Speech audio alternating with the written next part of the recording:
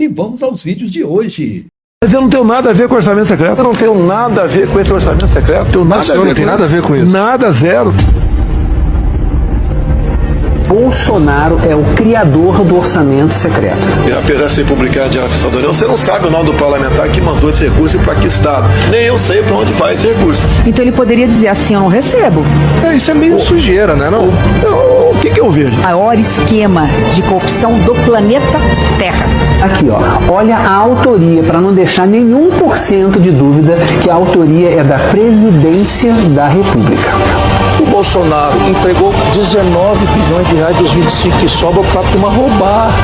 Chega de orçamento secreto. Abriu as portas do Centrão e o Centrão está se lambuzando. Eu jamais daria dinheiro para essa turma toda aqui se não estivesse votando comigo, né? O Congresso fechou um acordo pré-carnaval com o governo sobre aquele tema que há vários anos é o mais importante para deputados e senadores: emenda parlamentar. Fez o acordo e saiu aliviado para curtir a folia. Isso porque foi tudo aprovado pelo Supremo Tribunal Federal. Mas se o Congresso acha que esse acordo bota um ponto final em investigações sobre roubalheira de verba de emendas, enganou-se. Em Brasília, gente graúda acha que o caso das emendas é o maior escândalo de corrupção da história do Brasil. O juiz Flávio Dino, do Supremo, praticamente usou essas palavras em uma decisão de dezembro. Uma decisão na qual ele coloca sob suspeita 180 bilhões de verbas de emendas parlamentares gastos entre 2019 e 2024. A Polícia Federal considera prioridade investigar emendas parlamentares e já tem várias operações engatilhadas. Eu conto tudo isso na nova Carta Capital. Vou falar uma coisa, você estava falando do Flávio Dino, existe um movimento para isolar o Dino. Sim. Porque o Dino, é isso, hoje ele está respaldado pela corte, porque a decisão foi submetida ali para os demais ministros, mas eu faço coro a você, Otávio. Até quando? Porque eu já contei aqui, tem um movimento de setores importantes do Congresso com muita força, poderosos, junto a integrantes da corte, para saber se dá para deixar o que a gente fez no verão passado ou no verão passado. Isso. Deixa para lá, vamos embora, a vida daqui para frente. Não dá. Olha o que está... Minha opinião, não dá. Não dá, ponto final, não dá. Agora, o Dino, ele vai conseguir... o recado que o Dino está mandando com essas investigações, essas autorizações eu não vou recuar. Não contem comigo. Quero mostrar para vocês aqui, roda aqui, por favor. Está lá no meu blog. No dia 4 de fevereiro, no comecinho do mês, o Dino deu uma decisão intimando o Congresso, intimando o governo a prestar informações, porque ele não está satisfeito com essa ausência de informações. Eu ia falar com as informações prestadas, mas não dá para falar nem isso, porque não são suficientes, é quase um desprezo, assim, para quem está acompanhando dentro do Supremo, é essa informação que eles me dão, Sadi, é como se eles tivessem, é quase um deboche o que vem do Congresso. Já roda aqui, a gente tem essa arte, né, Caruso? Porque é bem didático, assim, são bem didáticas as perguntas que o Dino faz. Então, nesse despacho a que eu tive acesso, do dia 4 de fevereiro, o ministro Dino faz ali, a explicação fala, no dia 27 de fevereiro a gente tem um encontro marcado. Congresso, AGU, governo, né, executivo, PGR, tá todo mundo lá. E aí ele faz algumas perguntas, entre elas, ao executivo e legislativo. Qual rito será adotado para indicação, aprovação e execução para as emendas PIX de comissão e de bancada no orçamento 2025? Aí, para o Congresso, como está sendo feito o acompanhamento das emendas de bancada para assegurar que sejam indicadas para projetos estruturantes? Aí tem pergunta para o Executivo também. Existe algum plano de fiscalização para que as emendas atendam finalidades públicas e para evitar indevidos favorecimentos? Quais medidas foram adotadas para priorizar obras inacabadas? Eu chamo isso aqui, são algumas perguntas, tem outras lá, tá? Mas essa reunião vai acontecer no dia 27 de fevereiro, então esse encontro marcado no final do mês. Cada um tem lá 15 minutos para fazer a sua explanação. Eu falo, quando eu estou conversando com alguém sobre isso, Thomas, são perguntas meio Teletubby. É tipo assim, o Dino falando assim, gente, sério, não é possível que vocês... Isso aqui ainda não tem explicação para isso. Porque isso aqui deveria ser o básico, lesson one de como você administra o dinheiro público. Afinal, né, os jornalões estão metralhando o governo Lula em função das possibilidades ou as medidas que estão sendo adotadas para abaixar o preço de mercadorias aqui no nosso país.